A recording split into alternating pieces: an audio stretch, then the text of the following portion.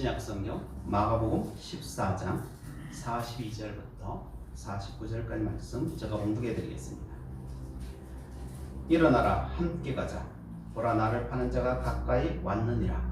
예수께서 말씀하실 때에 곧 12 중에 하나인 유다가 왔는데 대제사장들과 서기관들과 장로들에게서 파송된 무리라. 검과 몽치를 가지고 그와 함께 하였더라. 예수를 파는 자가 이미 그들로 번호를 짜 이르되 내 입맞추는 자가 그이니 그를 잡아 단단히 끌어가라 하였는지라.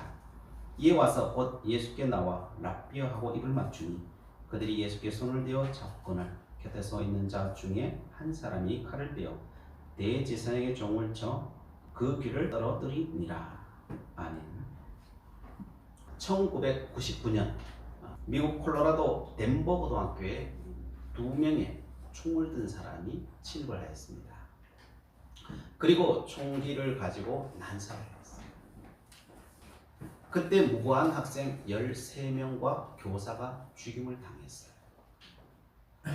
그 사건이 일어난 이유는 이들은 히틀러의 생일을 맞이해서 그래서 광기 어린 학살을 한 거예요. 그 사람이 해리스와 이 클리볼트라는 학생인데 캠퍼스에 들어가서 사람들을 한 대 다 모은 거예요. 위협해서 총기를 가지고 위협해서 다 모으고 질문을 하는 거예요. 너는 하나님을 믿느냐라고 질문을 한 거죠. 그래서 믿는다 그러면 죽이고 안 믿는다 그러면 살리는 거예요. 그래서 겁에 질린 아이들은 예수를 믿어도 안 믿는다. 그리고 살아나는 거죠. 그런 가운데 캐시 버넬이라고 하는 학생 차례가 됐어요. 너는 예수 믿느냐? 그러니까 믿는다 라고 이야기합니다. 그러면 이렇게 이야기하는 거예요. 그래, 하나님 지금도 살아계신다. 그리고 너희도 역시 하나님의 길을 따라야만 한다 라고 담대하게 증언한 거죠. 그랬더니 해리스와 클리볼트는 내가 믿는 하나님 곁으로 가라 그러더니 난사를 해버린 거지. 그래서 그 자리에서 죽게 된 거지. 그 후에 살아난 학생들은 이 캐시 버넬의 그 순교 앞에서 자신의 삶을 뒤돌아보면서 굉장히 부끄러워했다 라고 했다는 겁니다. 학생들 사이에서 자신들도 캐시 버넬 같은 담대한 증인으로 서야겠다고 하는 그런 다짐의 역사들이 막 일어나기 시작하는 거예요.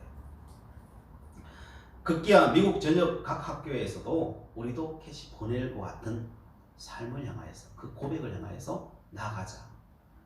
그래서 나중에는 국기 개항대 앞에서 기도회를 열었는데 미국의 수많은 사람들이 모여서 그 이름 앞에서 하나님 앞에서 기도회를 열었다라고 하는 이야기가 있습니다. 사실 우리 모두는 이 총구 앞에 있어요. 이 총구는 시대와 환경에 따라서 다양한 형태로 나타납니다. 예수님 시대는 예수님 앞에는 십자가라고 하는 총구가 겨누어져 있었죠. 그리고 2000년의 역사 속에 순교당한 사람들은 칼날 앞에 있었죠.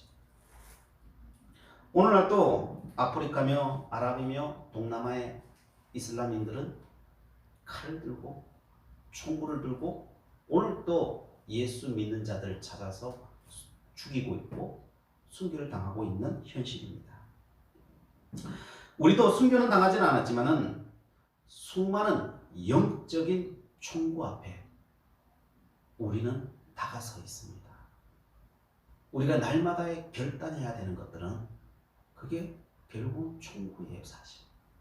그 앞에 우리는 살아가고 있는 거예요. 그래서 목숨은 살아있다고 하지만은 어떤 사람들은 수많은 문제 속에서 잘못된 판단을 통해서 영이 죽어버리잖아요. 사는 사람도 있지만.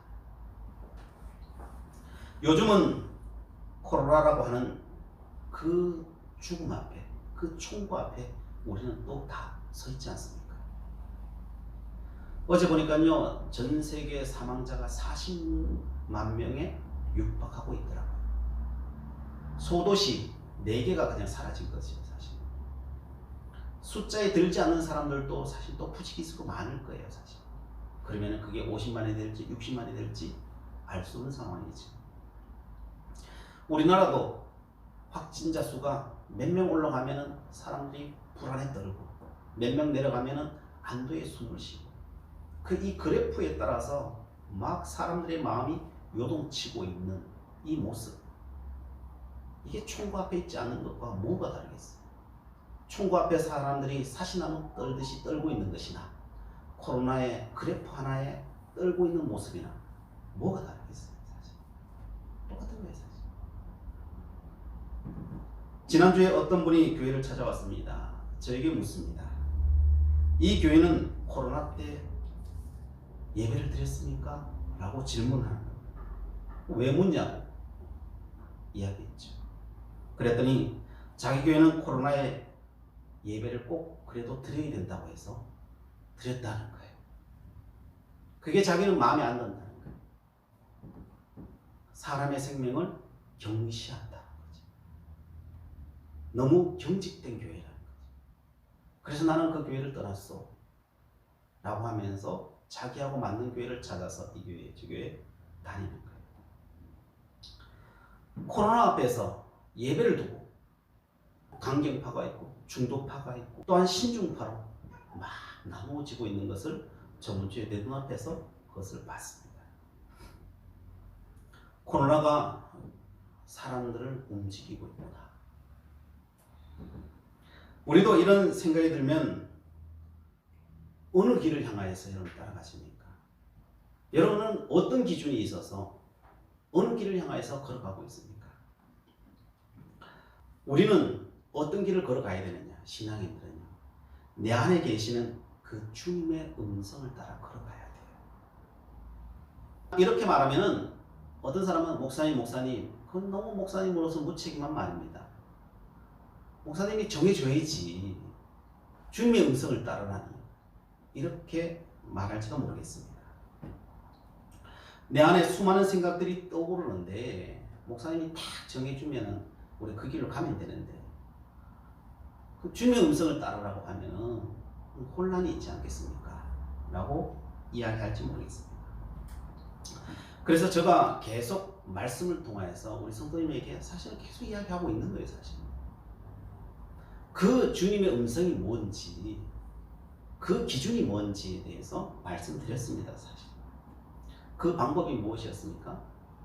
그 방법이 십자가예요. 십자가. 손해보는 것을 선택하라는 거예요. 헷갈리면은 십자가를 선택하십시오.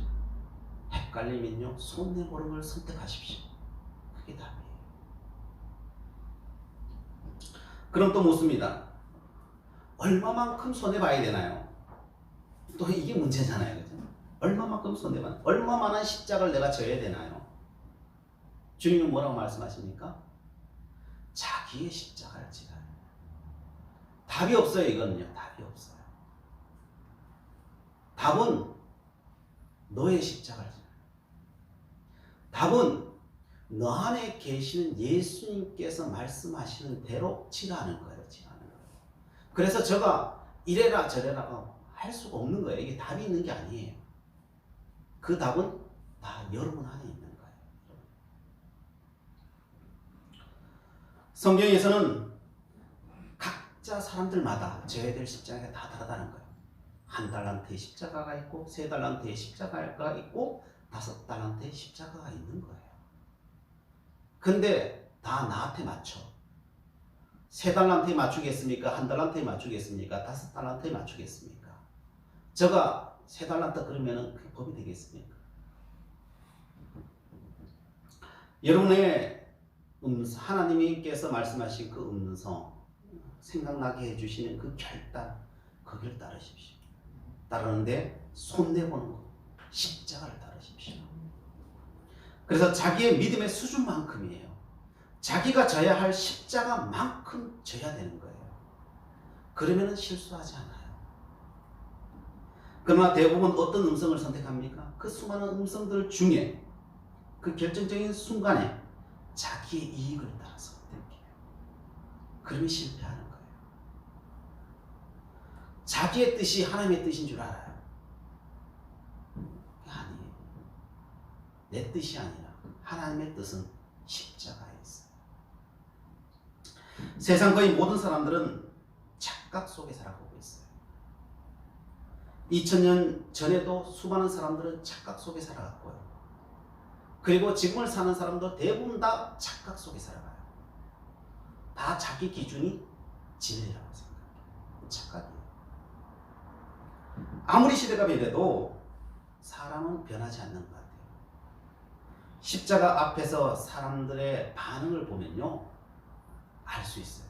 2000년 전에 사람들이 그 십자가 앞에서, 예수님의 그 십자가를 지는 그 앞에서의 반응들, 근데 그 반응들이요 오늘도 똑같이 일어나고 있어요.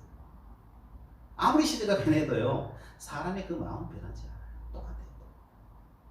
그러면 이 십자가 앞에서 사람들의 그 수많은 반응들이 있는데 나는 어느 것에 반응하고 있는지를 제대로 보면요 우리가 가야 될 길을 보이기 시작하는 것입니다. 자, 그래서 오늘 본문 내용은 그 십자가 앞에서 사람들의 그 반응을 보고 또한 우리가 걸어가야 될 길, 그 은혜의 길을 찾아보기를 원합니다. 오늘 본문에는 겟세마네 동산에서 기도 후에 있었던 내용이에요. 예수님께서 체포되는 장면이에요. 이제 마가복음 강의로 다시 돌아온 거예요.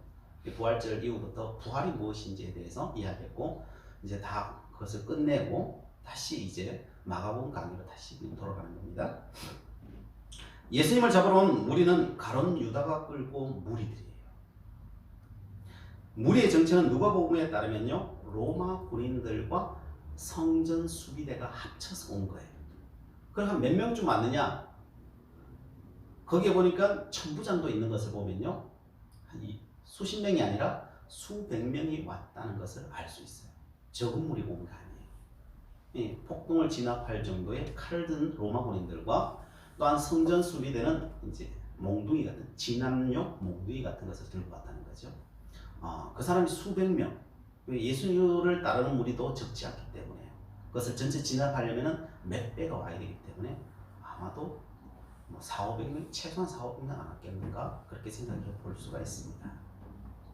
자, 이 십자가 앞에서, 이 결단 앞에서 사람들은 어떻게 반응하고 있느냐? 첫째 반응이에요. 가룟 유다의 반응입니다. 세상에는 가룟 유다처럼 반응하는 사람이 굉장히 많습니다. 가룟 유다는요 세상에서 제일 똑똑한 사람이에요.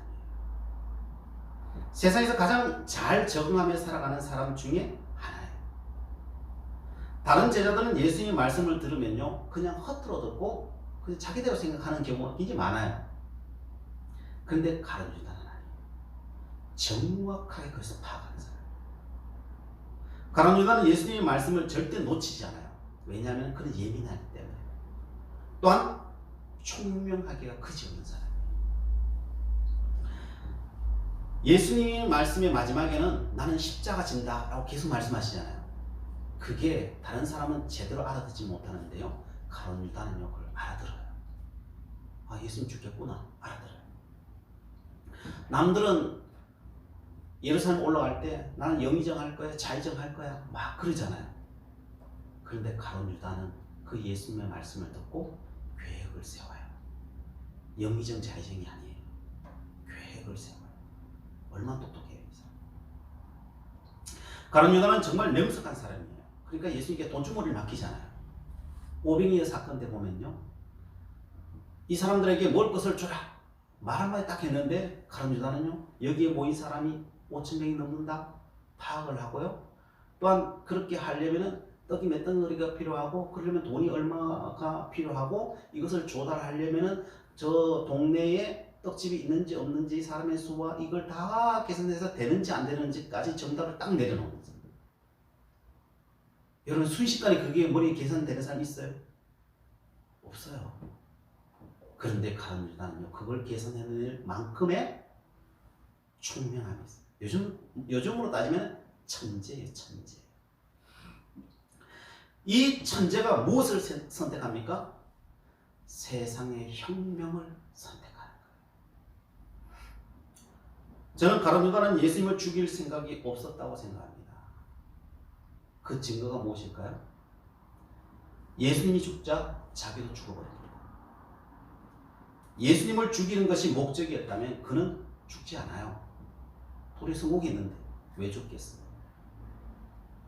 또한 은 30개를 받은 것을 보면 압니다. 은 30개는 당시 노예 한 사람의 값이에요. 그러면 자신의 스승을 은 30개에 팔겠어요? 예수님 보통 사람이에요? 노예값으로 팔겠어요? 여러분 거래한다면 그렇게 거래하겠어요? 절대 그렇게 거래하지 않아요. 돈이 목적이었다면 절대 그렇게 하지 않는다. 어떤 나라든 적장의 목에 걸린 현상금은요 가장 커요.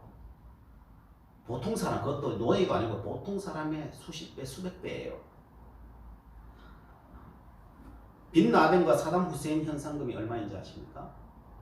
2,500만 달러였어요. 우리나라 돈으로 따지면 300억 원이에요. 300억. 그 한 사람 목숨값, 적장의 한 사람 목숨값이 300억 원이에요. 그럼 왜 예수님을 그렇게 헐값으로 넘겼겠어요? 그 죽이는 것이 목적이 아니기 때문에.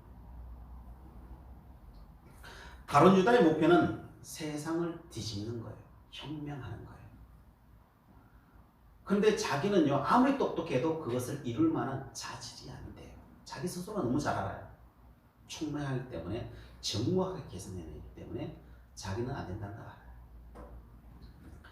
나는 못하지만 누구는 할 수 있다고 생각했겠어요? 예수님은 가능하다는 것은 그 지도력과 그 능력과 그 모든 것을 계산해 봤을 때 예수님만 가능한 거예요. 그는 3년 동안 두 눈으로 다 확인했잖아요. 예수님이 어떤 분이라는 것 다 알았잖아요. 그런데 그 예수님이 뭐 하겠다는 거예요? 죽겠다는 거예요. 나 혁명해야 되는데 세상 뒤집어야 되는데 예수님 죽으면은 나는 아무것도 아닌데 어떻게 해야 되겠어요? 그 명석한 두뇌를 가지고 뭘 해요? 자기가 추구하는 그 혁명을 위해서 나아가는 거죠. 가룟 유다는요 정말 명석한 사람. 이 모든 것을 보고 계획해낼 수 있는 사람. 모든 사람들을 통제하고 계획해낼 수 있는 사람. 그래서 가룟 유다는 예수님을 그냥 둘 수 없었습니다. 자기의 목표를 이루는데 예수님이 꼭 필요했습니다. 그래서 모든 계획을 짭니다. 예수님이 죽으면 안 됩니다. 죽음을 포기하게 만드는 방법이 뭐겠어요? 안 하겠다는 사람을 하십시오 설득한다고 되겠습니까? 내가 설득은 돌이 당하지. 감자 그 정도는 알거든요. 예수님하고 이야기해가지고 자기가 설득하지 예수님을 설득할 수는 없어요.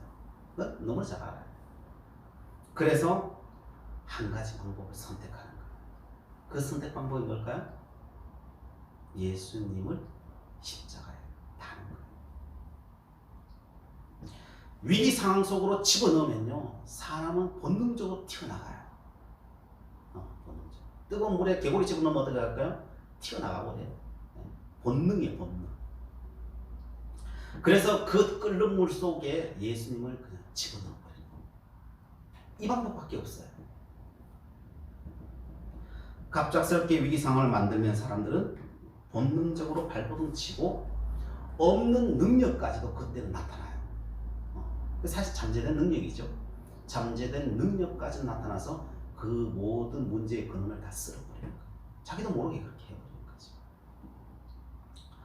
예수님은 지금도 대단하지만은 그 상황 속에 들어가서 예수님이 하실 거 생각하면요 그냥 기가 막힌 거죠. 가룟 유다는 예수님을 그 계획된 수렁 속에 집어넣는 겁니다. 그런데 예수님께서는 그 수렁 속에서 빠져나오는 것이 아니라 더 깊이 들어가 버리신, 빨려 들어가 버리신 거예요. 그때 그 가룟 유다가 느꼈던 그 절망감이라고 하는 것은요 얼마나 컸겠어요. 그냥 스승을 잃는 그런 차원이 아니에요. 잃는 게 목적도 아니었고 또 더 큰 혁명이라고 하는 것이 있었어요. 근데 그걸 누가 없애버렸어요? 자기 스스로. 그것도 가장 빨리. 없애버린 거예요. 그 절망감 때문에 그걸 견뎌내지 못하는 거예요. 그렇게 어떻게 해요? 자살해버리는 거예요. 감당할 수가 없는 거예요. 한 시간도 감당할 수 없는 거예요. 세상에는 이런 사람들이 많습니다. 세상에 혁명하고자 하는 사람은 언제나 세상에 가장 똑똑한 사람입니다. 가장 모든 계획을 다 꿈꾸고 계획을 해요. 그들의 계획은요 언제나 완벽해요. 과연 유다의 계획이 완벽하지 않아요? 이보다 더 완벽한 게 있을까요? 완벽해요. 그러나 이들이 모르는 게 있어요. 언제나 인간의 계획보다도 알파가 있다는 것을 몰라요. 그래서 김진홍 목사는 이런 말을 합니다. 역사를 보면 세상의 혁명가들은 자충수로 다 망한다 라고 하는 말을. 결국 자기가 판 무덤에 자기가 들어가는 거예요. 계획은 완벽했는데 언제나 자기 스스로 그 속을 들어가더라고요. 왜요? 플러스 알파가 있는데 그걸 못 보는 거예요. 그건 보이지 않는 거기 때문에 그래요. 보이지 않는 거예요. 가룟 유다가 얼마나 치밀한지 아십니까?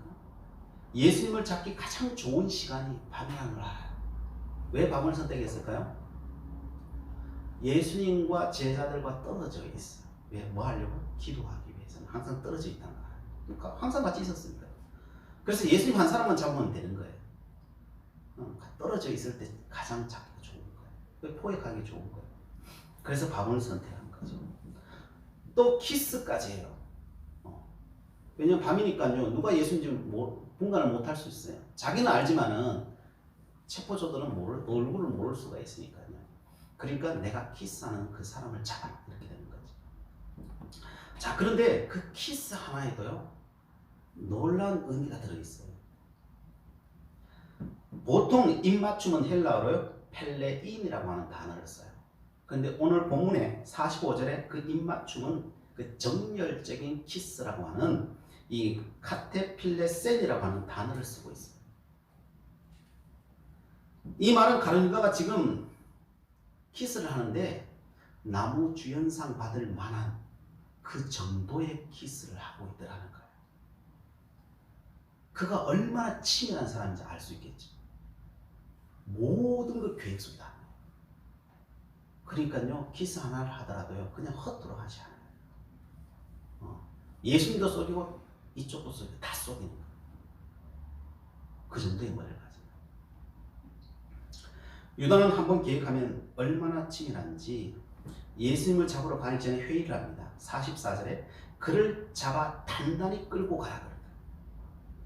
잡아서 단단히 끌고 가야 된다는 거예요. 예수님은 3년 경험했는데 알잖아요. 가룟 유다 모르겠어요? 예수님은 그냥 가자 그래도요 어디로 도망도 안 가고 갈 뿐이라는 걸 다 알아요. 다 알아요. 그런데 어떻게 해요? 단단히 묶어야 된다. 왜 단단히 묶어야 되겠어요? 옥죄면 옥죄일수록 사람은 본능적으로 그것을 이렇게 삼손이 그 줄을 끊는 것처럼 끊게 된다니까요. 그러니까요 예수님의 성격에는 모든 걸 다 알면서도 그 궁지로 꽁꽁 묶으라는 거예요. 그래서 끌고 가라는 거예요.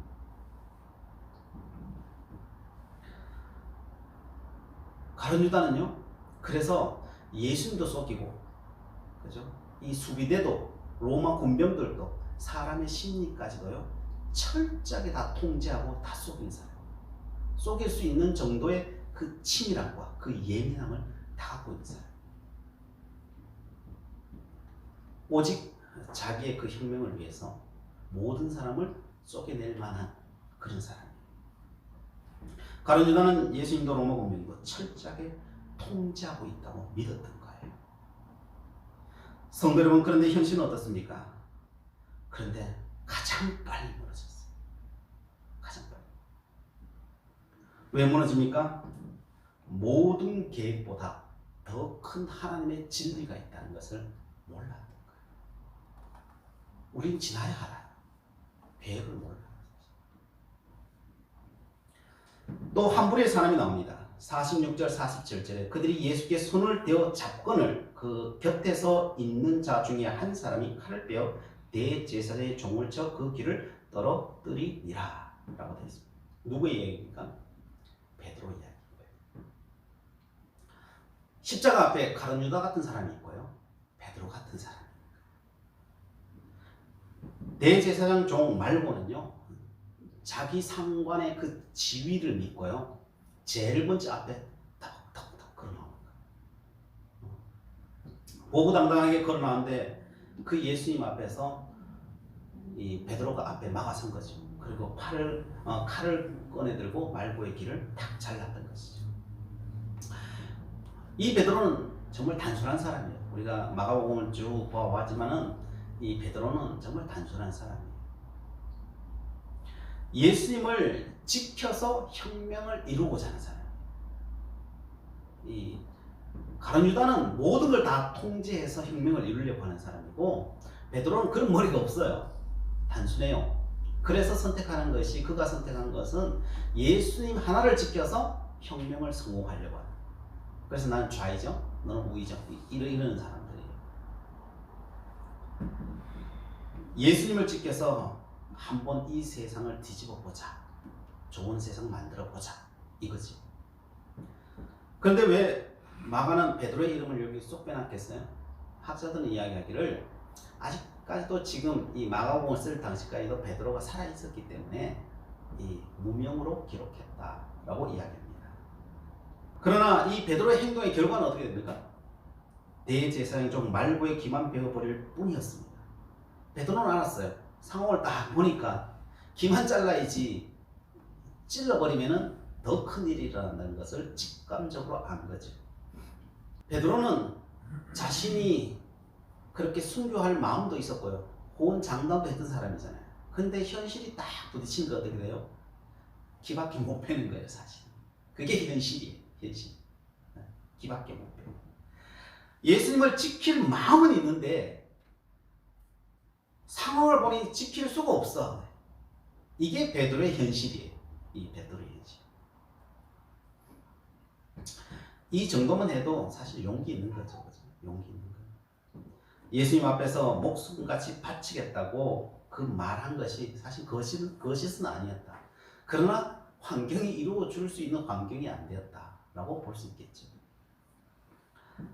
그러나 예수님은 베드로에게 말해요. 그러지 말아라. 그러지 말아라. 성령의 힘을 이용해서 말고의 길을 다시 붙여주시오. 그리고 베드로에게 말합니다. 누가복음에는 이것까지 참아라. 마태복음에는 내 검을 도로 집에 꽂으라. 검을 가지는 자는 다 검으로 망하느니라. 요한복음에는 검을 집에 꽂으라. 아버지께서 주신 잔을 내가 마시지 아니하겠느냐 라고 말씀하십니다. 원인 없는 결과가 없다는 거예요. 너가 검을 쓰면 너는 검으로 반드시 망한다는 거예요. 그게 하나님의 법칙이라는 거예요. 너가 폭력을 동원하면 너도 반드시 그 폭력의 결과로 당한다는 거예요. 그러니 이런 상황에서 무엇을 심으라고 합니까? 무엇을 심으라고 해요? 예수님께서 참는 걸 심으라. 이런 상황. 십자가 앞에서, 총구 앞에서 참는 걸 심으라. 또한 아버지께서 주신 잔을 너 스스로 마셔라. 마셔라. 그게 답이라는 거예요. 이 십자가 앞에, 그 총구 앞에서 우리가 해야 되는 거예요. 이렇게 말하면 사람들은 말합니다.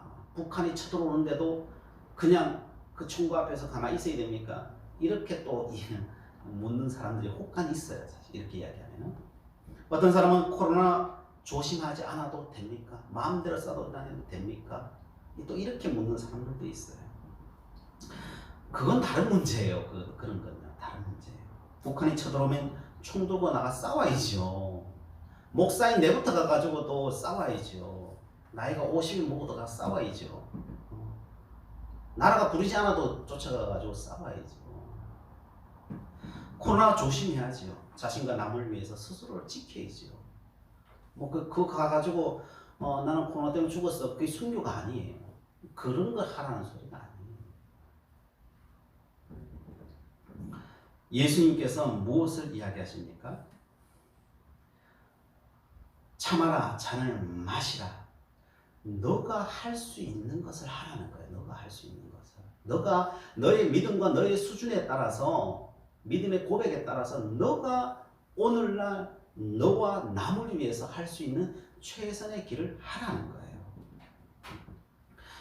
남 보고 판단하고 이래라 저래라, 왜 안 했니? 해라, 이렇게 하는 게 아니라, 그렇게 한다고 되는 것도 아니고요. 그죠? 사람들은 가룟유다처럼 막 이렇게 만들려고, 베드로처럼 예수님이 이렇게 하려고 하잖아요. 그렇게 한다고 되는 게 아니라는 거예요. 왜요? 진리가 있기 때문에 언제나 그 진리대로 간다는 거예요.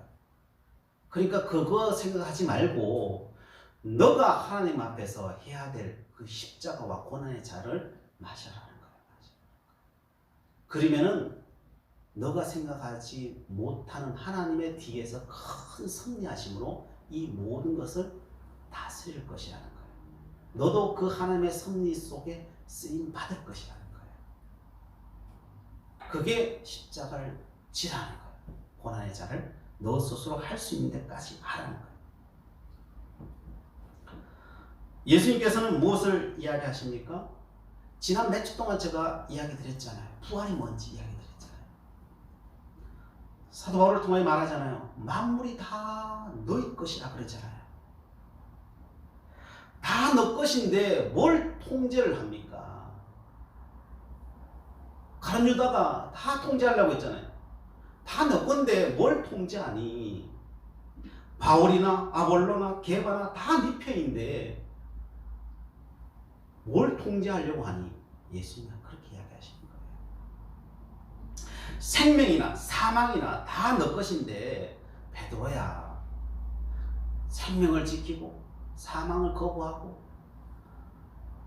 생명과 사망이 다 너 것이고 축복인데 뭘 거부하고 막고 취하고 뭐 할 거 있겠니? 라고 이야기하신 거예요. 12 제자도 그리스도의 것이고 하나님의 것이고, 로마 군병도 제사장도 서기관도 사내들의 공예도 다 그리스도의 것인데 누구를 죽이고 누구를 살린단 말이냐? 그게 예수님 말씀이에요. 예수님 말씀. 우리가 해야 하는 것은 무엇밖에 없다는 것입니까? 이것까지도 참으라는 거예요. 내 검을 도로 집에 꽂으라. 검을 가지는 자는 다 검으로 망한다는 거예요. 저들이 몰라서 저러고 있는 것 뿐이니까 아버지께서 주신 잔을 아는 네가 먼저 마시라는 거예요. 아는 네가 먼저 마시라. 그러면 된다는 거예요. 저들도 너가 마시면 알게 될 거라는 거예요. 알게 될 거예요. 주님의 제자는 그렇게 가는 거라는 거예요. 그러니까 먼저 안 예수님이 어떻게 해요? 먼저 십자가 달리시는 거예요. 그 제자들이 또 먼저 안 제자들이 어떻게 해요? 자기 또 십자가 달리는 거예요. 그 예수님의 제자의 제자들은 어떻게 해요? 또 교부들은 십자가 달리는 거예요. 그 교부 밑에 있었던 사람은 어떻게 해요? 그래서 2000년의 역사가 오늘 날까지 온 거예요. 하나님의 역사는 그렇게 가는 거라는 거예요.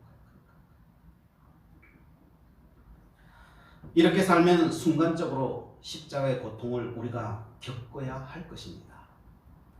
그러나 반드시 경험하게 될 것은 진리가 너희를 자유케 할 것이라는 거예요. 우리는 부활을 경험하게 될 것이라는 것입니다. 이 은혜가 우리에게 넘쳐나기를 축복합니다. 기도하시겠습니다. 사랑의 하나님, 우리는 십자가 앞에서 가룟유다처럼 행동하게 되고 베드로처럼 행동하게 됩니다.